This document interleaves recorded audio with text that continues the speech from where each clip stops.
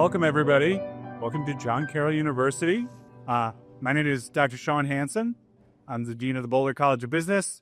On behalf of the Boulder College of Business, it is my pleasure to welcome this evening our students, our alumni, our faculty, our staff, our community partners, and our special guest, of course. This is the 73rd presentation of the Mellon Executive Speaker Series. The series was started in 1986 by the Edward J. and Louise E. Mellon Foundation, which also established the Edward J. and Louise E. Mellon Chair in Finance at the Boulder College of Business. In a moment, I will introduce you to the current shareholder, Dr. William Elliott. Historically, the Mellon Series has featured CEOs of publicly traded companies headquartered here in Ohio. In 2018, we shifted our focus, expanding the series to include other top-level executives from all organizations, both public and private, as well as governmental. This has helped to keep the series relevant and cutting edge, and will bring a more diverse group of executives to our lovely John Carroll community. I think you'll find the presentation this evening very insightful and informative. This series offers an opportunity for our students and other community members to learn about global and regional companies, their strategies, how they remain competitive, and how they serve the communities in which they operate, both here in Ohio and often all across the country. Today's guest speaker is Mr. John Lane, co-founder of the Winking Lizard Taverns, and one of the illustrious alumni of this very university. So without further ado, I'd like to call on Dr. William Elliott, the Edward J. and Louise E. Mellon Professor of Finance, to introduce our guest speaker today. So please welcome Dr. Bill Elliott.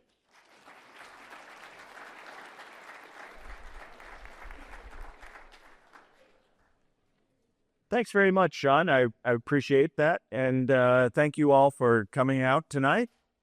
Hopefully you'll learn a lot here about the Winking Lizard and the restaurant business, and a little bit about John and his career path. It's always an honor to do these things. As the Mellon Chair, I've been privileged to oversee and help organize these events for the past 12 years. This evening, it is my distinct privilege to introduce to you Mr. John Lane. As Sean had already mentioned, he's the co-founder and co-owner of the Winking Lizard Taverns. And John earned his Bachelor of Science in Political Science here at John Carroll, and then went on to join up as a second lieutenant in the U.S. Army, spent 6 years as a helicopter maintenance test pilot before moving into the logical next step, which was as restaurateur and burger flipper. He has spent the last 37 years building the Winking Lizard with his co-owner and partner, Jim Carroll. And they have now grown what started off as a single restaurant into 15 locations with over 1,000 employees. Beyond the Winking Lizard, John served as chair of the JCU Entrepreneurship Association and is currently a board member for a Special Wish Foundation NEO chapter. And in 2013, he was honored as a Knight of the Belgium Brewers Mash staff, and has spoken many times at the National Craft Brewers Association annual conferences. On a more personal level, he's been married for the past 45 years to his wife, Molly. They have 3 children and 8 grandchildren. So without any further ado, I'd like to bring John up to the stage here. Thanks, John.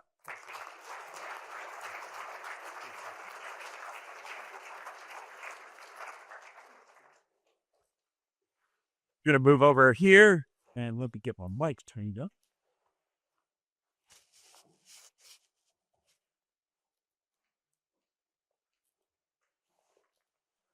Well, I thought we'd begin this conversation back before you joined the Winking Lizard. Tell us a little bit about how you shifted from helicopter pilot to burger giver.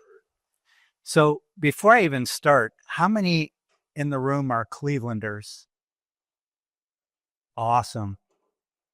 How many of those Clevelanders have been to a winking lizard? Awesome. So my business partner, Jim Callum, started in 1983, and he was a good cook. His wife was the only server, and they started on a small bar in Bedford Heights. At the time, if you asked Jim if he ever thought it'd be this big, he'd say no. I think he didn't have any grand designs. I at the time was in the Army. His wife and my wife were sisters, so there's a connection. I left John Carroll in 1982. As Bill said, I was on a full ride here with ROTC. Loved the Army. Went in the Army because my uncle was in the Army, and I visited him at 14. And I said, "This is what I want to do. I want to fly helicopters." And so I moved my wife 7 times in 6 years. She lived her whole life here in Cleveland. And in 1988, we were supposed to go to Germany, and she said, "Well, I'm not going to Germany with you, so kind of decide what you want to do." Some people have been around since 1988, but in 1988 in Cleveland, this is pretty much called the Rust Belt. There wasn't a whole lot going on here. A lot of the industry was hurting. The economy was definitely shifting. And my sister-in-law at the time, which I knew her, my business partner's wife, said, "There's your guy to open a second restaurant." So I came on board in 1988. And I like telling people I went from maintenance desk pilot, flying something serious, and doing something very serious, to having fun, flipping burgers and pouring draft beer. 37 years later, I'm still here. I'm not really flipping burgers. They don't want me to do that anymore, but or pour draft beer, but I'm still having fun. Good. Yeah. In our previous discussions, you had mentioned that the first 12 years at Washington were relatively slow growth. And so my question is, was that by design? What were the constraints? And what did you learn through that slow growth period?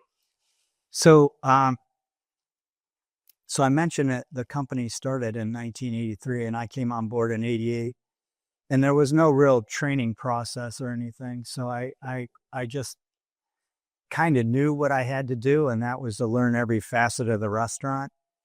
And then we opened Twinsburg in the spring of 1989, and it was rough going. I can tell you at the time, if we didn't have a banking relationship what we had, we probably would have been out of business. It was probably overdraft 300 out of the 350 days in the year, because no one knew what Winking Lizard is. Now when we put a sign on the door saying Winking Lizard, everyone goes crazy because they know what the brand is. So I was Jim's partner, and then the bank had a property down in Peninsula, and they owned it and wanted to get rid of it, and they sold it to us on the cheap. And we brought in one of Jim's brothers as a partner, and he opened the third store, and that was in 91. We were doing rib burn-offs. We were doing all kinds of things to try to make things go and make money. We won the Hall of Fame rib burn-off in Canton, Ohio, 2 years in a row. And we had a regular that used to come in every Tuesday night. He worked for the bank because in those days, savings and loans were closed on Wednesday. And he said, "Hey, we got to do one down in Canton." And we said, "Well, we'll do one, but you got to run it." So there was the fourth guy. And so, it was kind of dumb luck in a lot of ways in those beginning years. And we were so there was, 4 partners running the 4 restaurants, and we were going along pretty well, but we saw that, we had some opportunity that, people really liked the product that we were putting out. So we shifted gears, and we opened one in Independence in the fall of 96, followed by one in Coventry Road here in Cleveland Heights in 97. And we decided not to bring any more partners and dilute what we had, that we were going to put general managers in and we were going to have managers run them.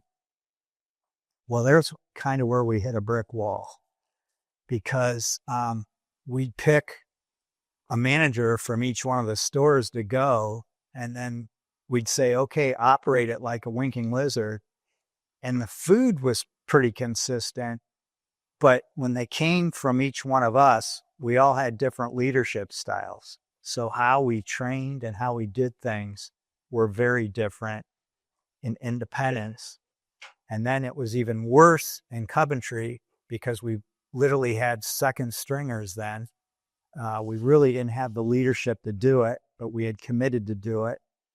And so we had to backtrack right away and say, okay, we've got to refocus. What are we going to do?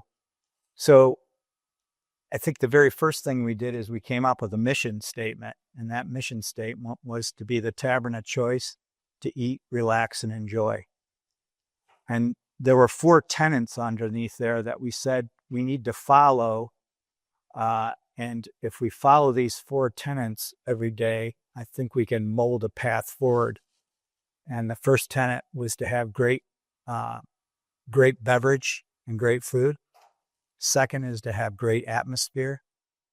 Third is to have great staff. And so we put all those things together, and anything that we did followed off of those tenets. I would tell you that the most important thing at that time was the great staff. And to this day, that's where we hang our hat on. I was telling some of the students earlier, we're the same age as Buffalo Wild Wings, and everyone's heard of Buffalo Wild Wings. Well, they have 1,200 restaurants. We have 15. We never had aspirations to be this big giant conglomerate. We just always had aspirations to be the best at what we do. And so there's very slow growth then, feeling things out and putting together what was really important and how we were going to move forward. Well, along those lines, you had mentioned earlier that Wushu Wizard has Spro patches, you got puppetry. How unusual would that? So, yeah, people don't understand our business. I mean, most people, if you told them that the average restaurant makes 4.7%, EBITDA, a lot of people would probably say, why the heck are you doing it? Are you out of your mind? So our managers and our people work very, very hard. Our managers all work 50-hour work weeks. And a lot of people today would scream and say, really, 50 hours? Well, that's what it takes. It takes a lot of hard work. So when you have that, you got to give in return. You not only monetarily do you have to take care of them, but you got to make sure their families are taken care of. I mean, when I started with the Winking Lizard, there was no health insurance. Well, I came from a world where you walk into the hospital, that was part of being in the Army. You had it. So started health insurance right away. So we have very, very good health insurance plan. And I can tell you it's so good that we have not taken a hike in 3 years. And what is the news all over the place? ACA is through the roof. Insurance is through the roof. Well, we manage it very, very well. So we have a very good health plan. We match a portion of their 401k because we wanted people to hold with it. We have long-term disability for our managing staff. We give vacation to our people that work retail. You go to a lot of retail, especially restaurants, there's no vacation benefits. So we have paid vacation for our people because we want them to take a break. And consequently, out of our 1,000 employees, 150 of them have been with us over 10 years. And probably about half of those have been with us over 15 years. So So not only is it good for your employees and good for the visitors for the restaurant, but it's also part business too. Right. Really is number one and win. Right. You were mentioning some of the menu consistency, leadership inconsistency, and Reddit. Reddit at that point, about 1996, I think it is. Yep. Is when you shifted from a slow growth more into a faster growth. Well, And what were the decisions that you're making there? Was it, did you feel like you learned enough over the prior dozen years? Had the banking relationships changed? What was it? Or maybe a combination of those things that led to this higher growth rate? Yeah, I think it was a combination of things. One, we were able to, once we had some kind of structure, we were able to generate leaders. And I think I spoke just a little bit before about, having leadership is critical. I mean, it really takes three things to open up a restaurant. It takes a location, which to me is the least important thing. It takes cash, and it takes leaders. And I can tell you over the 37 years, the location hasn't really been the problem. It's either cash or leaders, one of the two. And so at that time, we were generating quite a few leaders that wanted to move up. That was A. B, we hired a person that he had an accounting background. He actually worked for a big accounting firm in town, but he was a restaurant nut. He loved restaurants. And so we brought him in to help us develop some systems and procedures in the back office, the back end. We hired a full-time accountant that we put in the office. When we used to do inventory, it was stubby pencil. There was no such thing as, we didn't have cell phones or any of that kind of stuff. So it was all stubby pencil. It'd have to go to accounting agency.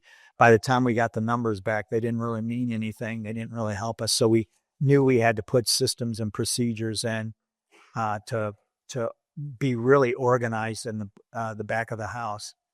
And today, it's so good that after we do inventory, we used to do it. We started once a week, then we went twice a month, and now we only do it once a month because it's so tight. And I can tell you by location how many Bud Lights we're missing. So it has to be that tight. As far as back in those days, we used second gen space. So a lot of restaurants that might have gone out of business, we could take advantage of a deal. Some of the equipment we could use, some we couldn't, but a lot of the infrastructure was there. So you just have to do a remodel. So it didn't take a build up real big expense, but we had an unbelievable banking relationship. At that time, we were with Parkview Federal. Parkview Federal since got bought out in 2002 or 2003 by First National. But I was telling the students before, we would go to the president of the bank who happened to love our restaurant and say, hey, we need $300,000. And he'd say, I'll just sign here. It was totally relationship banking. And so that really helped us be able to expand during that time and grow and add restaurants, and it was a combination of those things. And I think it was 2007, you tried the franchise model, and I take it that for some reason you decided not to go that direction. I'm also guessing that Bum you were probably all franchise for now. That's part of the difference. And what were your thoughts on doing that? Were there issues related to each model? Yeah, we had guys that we were already doing business with. Actually, one was the company we dealt with that we bought our amusements from, our games. Another guy, we bought our paper products for him, and they found this location in Menor, and they really wanted to do a Winking Lizard. They weren't really restaurant guys, but we knew them very well, and there was a trust level there, and we said, okay, we'll help you. But it was funny. We had to really over support them. They didn't always buy into everything that we were doing operationally. And we're a really hard, complex operation. When you have as many, upwards of 250 beers at a time, 150 behind the bar, a menu that's very, very big. Pizza sounds simple, but pizza is very hard to make and make consistently. It's very profitable, but it's very hard to make consistently. So our menu was very, very broad. Everything was very, very, when you go to Buffalo Wild Wings, you're pretty much ordering wings, right? When you come to our place, you might have a burger one time, a salad the next time, a chicken sandwich the next. So we're very complicated. So that we lasted about 10 years and they were ready to get out. And so we bought them out. It was funny, after we bought them out, the next year our sales went up 15%. So that kind of tells you that they weren't restaurant people. And I think our concept, you gotta be a restaurant person. It's unlike any other business. Keeping that amount of inventory straight. Yeah. It's a penny business. I mean, it's that hard. It's a penny business. You look for any penny that you can save, because in the big scheme of things, it ends up being dollars.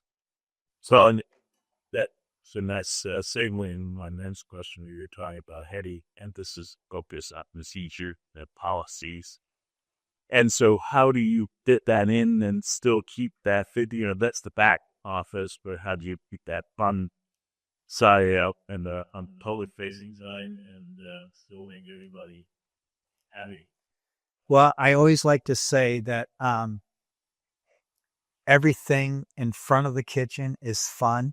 Everything behind those doors is like this, direct and organized and total business-like. But when you come out in the front doors, it needs to be fun.